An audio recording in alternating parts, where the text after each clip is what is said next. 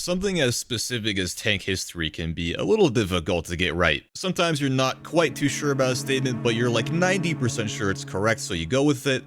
And other times, people just make stuff up entirely. And unfortunately, I've seen a lot of misinformation surrounding the HSTV-L light tank, its austere cousin, the RDFLT, and the gun that they both use. It does make sense given that both topics aren't incredibly well researched, given how esoteric they are, but given they've become more popular thanks to games like War Thunder and World of Tanks, I thought we could talk about them and try to correct some of the information that people have gotten wrong over the years, including me, to be fair. We're going to be talking about stuff that I've gotten wrong in the past too. Now, to be clear, I'm not trying to make anyone feel bad or call anyone stupid or anything like that. I'm just trying to correct some misinformation that's been making the rounds. Unsurprisingly, a lot of it comes from Reddit. In fact, I pretty much just went to Reddit and searched HSTV-L, or remembered certain interactions that really frustrated me. The first thing I would like to address is the idea that the 75mm gun that the HSTV-L and the RDFLT used didn't go into service because the autoloader was unreliable. And I think this is something that you see quite often in tank history circles. It's often assumed that if a prototype vehicle with an autoloader didn't go into service, then the autoloader just sucked.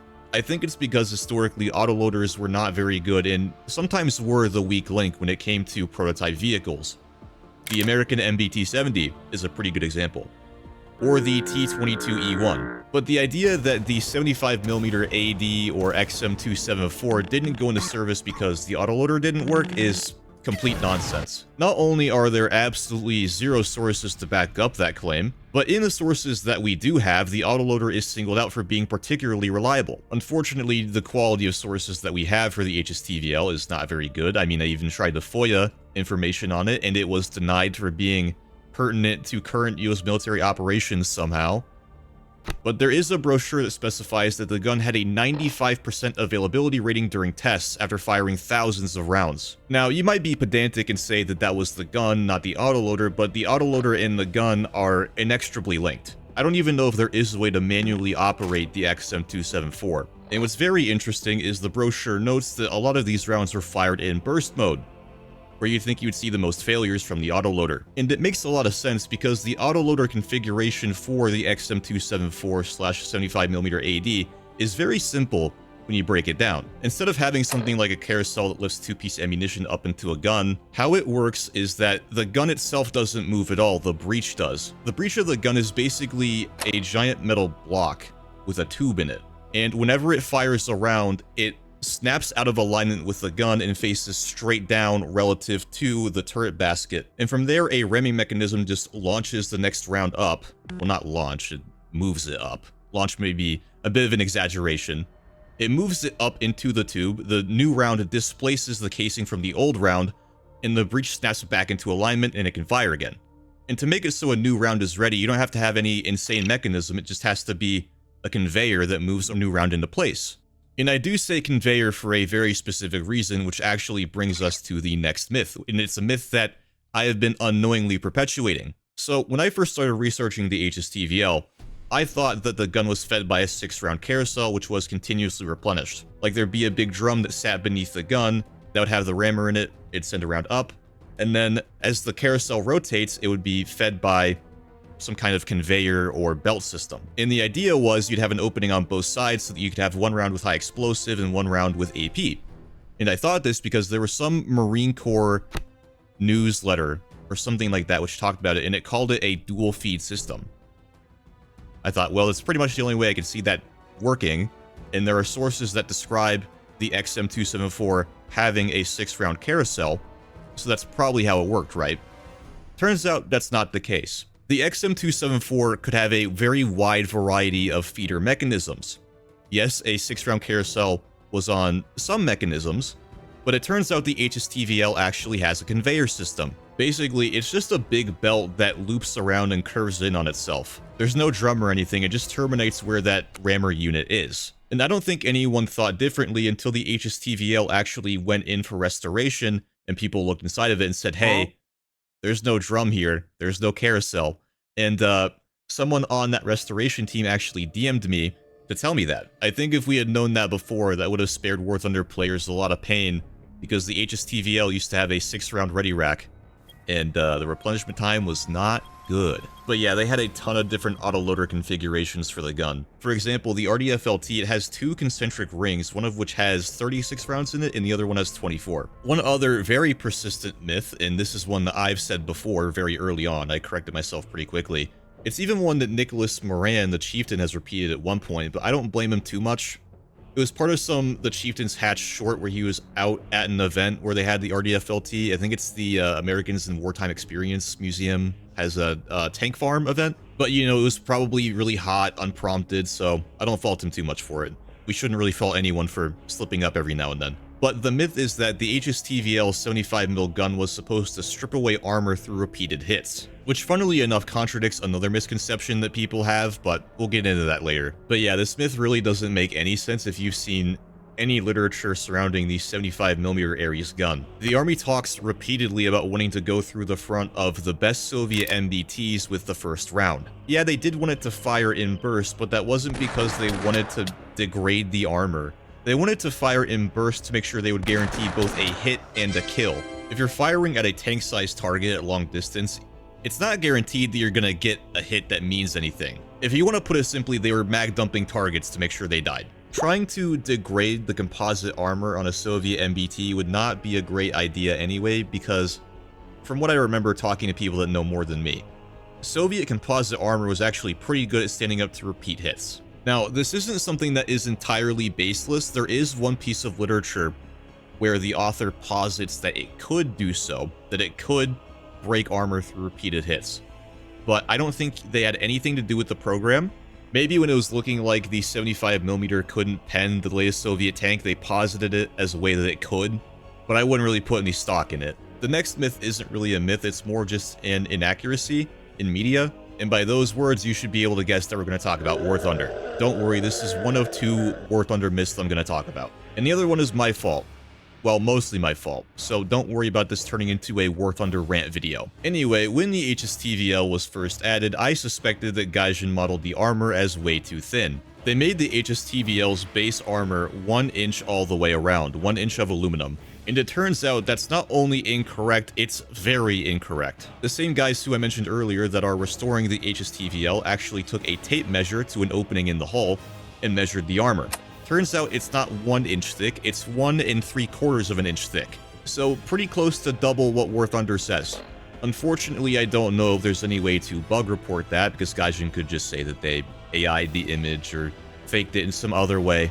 But I already tried to FOIA the HSTV-L's files and that didn't work, so I guess it's gonna stay an inch forever. But it really sucks because having 44mm of armor base would increase its survivability quite a lot, especially with machine guns and stuff like that. I don't think it would benefit against tank rounds, but just who cares? I think I arrived at that conclusion when it first came out because I roughly compared the HSTV-L in the Sheridan, which is funny because the next myth references the Sheridan. There is this very persistent idea that the HSTV-L was supposed to be a production vehicle that would eventually replace the Sheridan. And if you think about it for more than a couple seconds, especially if you know what HSTV-L stands for, you know this is false. To clarify, HSTV-L stands for High Survivability Test Vehicle Light. Test Vehicle. The HSTV-L was never supposed to go into service in any capacity. They only made one of them. Now, what was supposed to go into service, or at least the manufacturers were hoping it would, was the RDFLT. Same people that made the HSTV-L took it, removed all the really expensive bits, made it cheaper, called it the RDFLT, said, here, take this. Obviously, the military said no. The HSTV-L would have been an absolutely terrible production vehicle anyway. It had no range whatsoever. The HSTV-L's max range was 160 kilometers. I believe most MBTs are around 380 to 400, if not more. Just from that number alone, you should know this was never meant to go anywhere but the testing grounds. The next one isn't really a myth. I'm just going to go over the development history for the cannon's ammo, because there are so many myths relating to the ammo.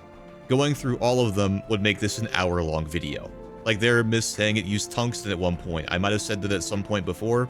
Not true. There are myths getting the penetration figures completely wrong. People mix up the ammo names constantly. Probably the most detailed document that we have about the ammo on the 75mm Ares actually comes from correspondence between 2 generals. In fact, saving this as a PDF, it's saved as Ares round lunch.pdf. So that last line at the end is just what I remember it by.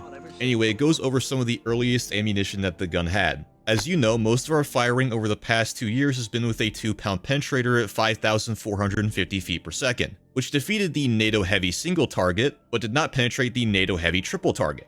As a result, we have recently switched to a 3-pound penetrator, which has perforated both heavy targets.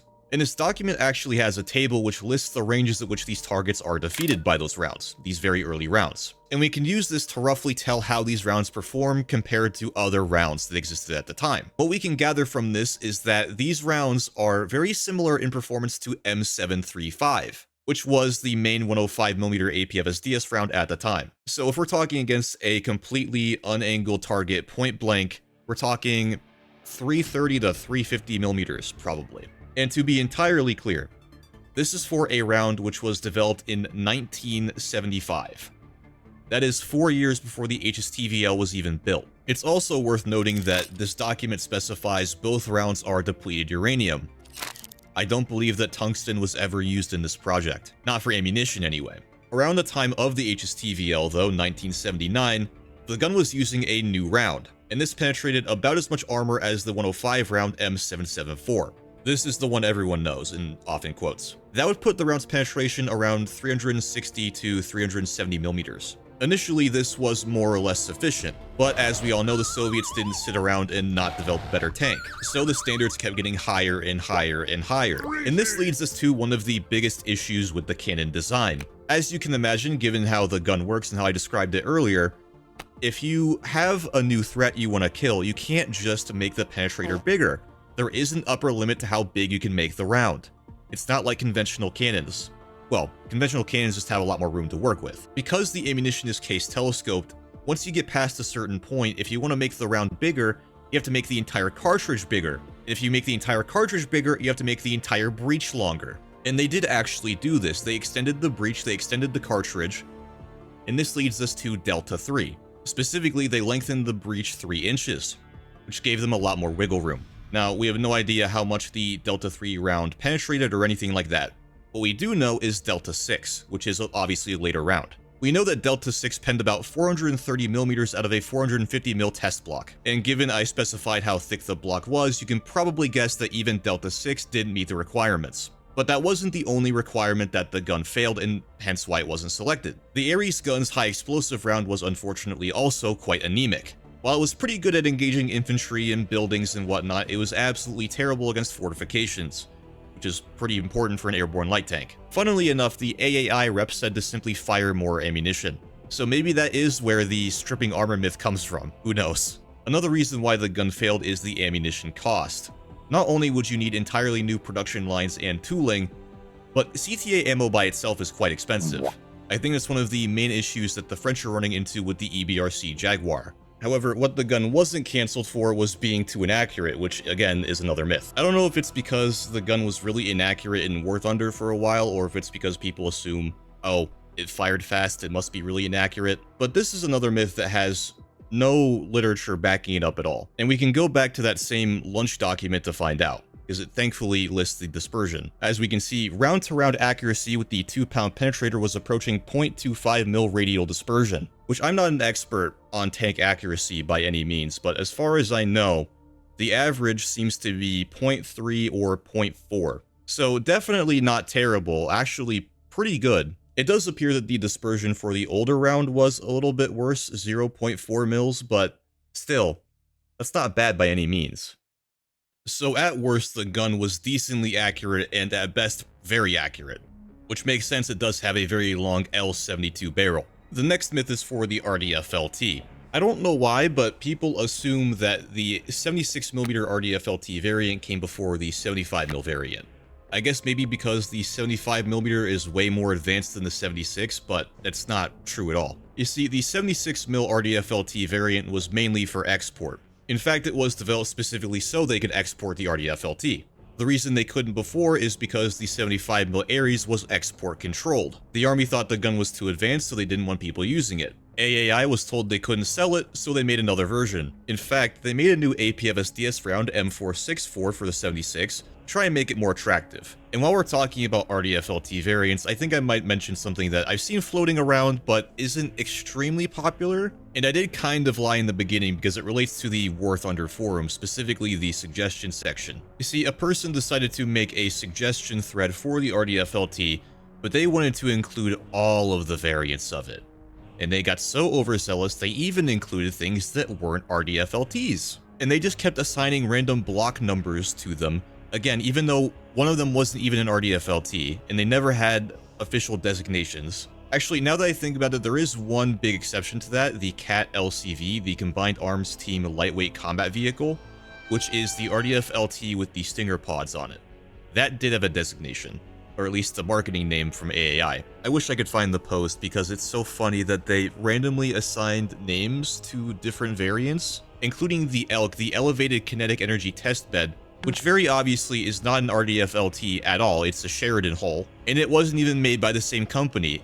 The RDFLT was made by AAI, and the ELK was made by Pacific Car and Foundry. And I wouldn't make a fuss about it if I didn't see people continuing to use those blocks, quote-unquote, to current day. Like, I still see it happen, and it annoys the hell out of me.